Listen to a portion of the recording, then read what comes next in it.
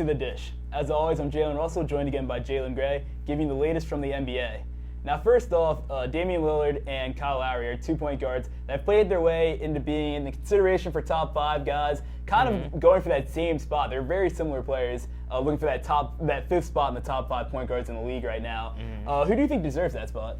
I'm definitely on Kyle Lowry's side on this topic. I mean, Damian Lillard basically scores a little more, but he has to on that team. I mean, on the Raptors, DeRozan handles most of the scoring. He averages about 24 points a game. Damian Lillard averages 25. Kyle Lowry averages 21. Yeah. So, and they both average 6 assists and around 4 rebounds. But Kyle Lowry does this at a more efficient rate, and he also turns the ball over less. Barely more efficient. Their shooting percentages are almost identical. He's up like 1.3% field goal percentage and 1% on the 3-point field goal percentage. So let's not act like they're like he's significantly a better shooter or anything of that nature. Yeah, but he's also a better floor general, I think. I mean, part of being a point guard is, more than scoring. I feel like Damian Lillard is more of a scoring guard. But also, that's what he was drafted for. But I mean, DeRozan is more of a prototypical, I'm going to lead the offense. That's true, but when you look at what Damian Lillard's doing for that team, he has to be the scorer. He is the floor general, and he has to be the scorer.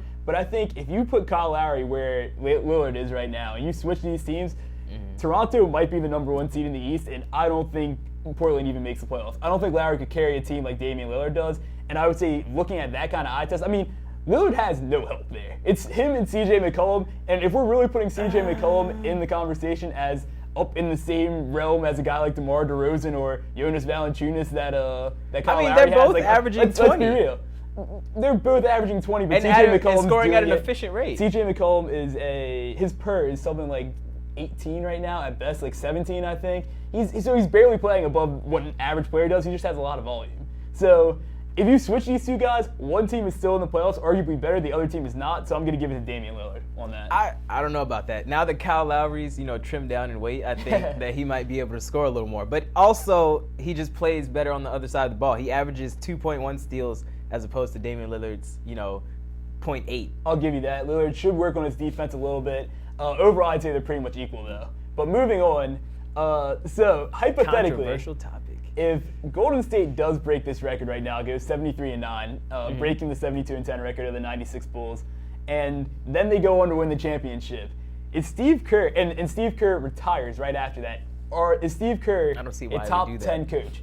Back issues. He had to stop playing, gives the team to Luke Walton. Is he a top 10 coach off these 2 years? I don't know if you can say that because he inherited a great team already. First of all, there are coaches who have actually, actually coached for, double-digit amount of years, not just a couple of years. Don Nelson, Lenny Wilkens, great coaches. Pat Riley, Absolutely. Greg Popovich. You got Phil Jackson in there. All top also, five. Jerry Sloan, George Karl. Arguable on those last 2. Red Auerbach, of course. He's immortalized. Obviously. You can't even touch that. Chuck Daly, who basically turned Jordan into I'll give you Jordan. Chuck Daly, bad boy and Pistons.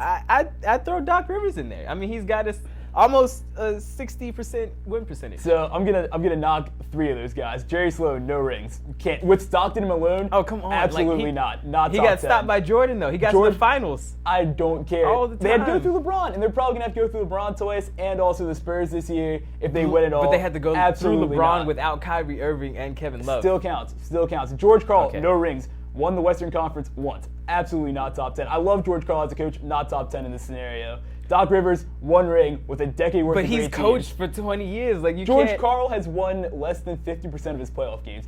If Steve Kerr does this, he would have a 140-24 record. That's an 85 win percentage right there.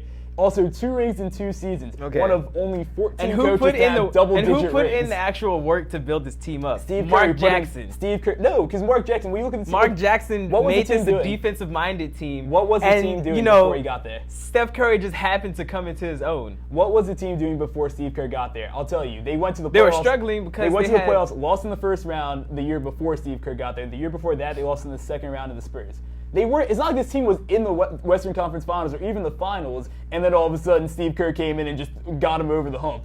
He had to actually put in work. He had to put in a good system. I mean, and I but think they that's also enough to give him. they also drafted Harrison Barnes. Yes. They also had a Draymond Green who is averaging, assist numbers that are that of a guard.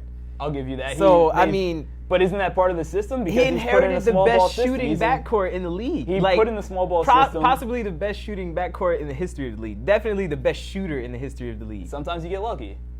I think he has earned it. If he wins this, if he does all that, I'll throw him top 10. If he retired right after the championship, that's top a very 10 in my book. small sample size. I'll give you that. That's all we have for you this week. Thanks for watching. Have a good week.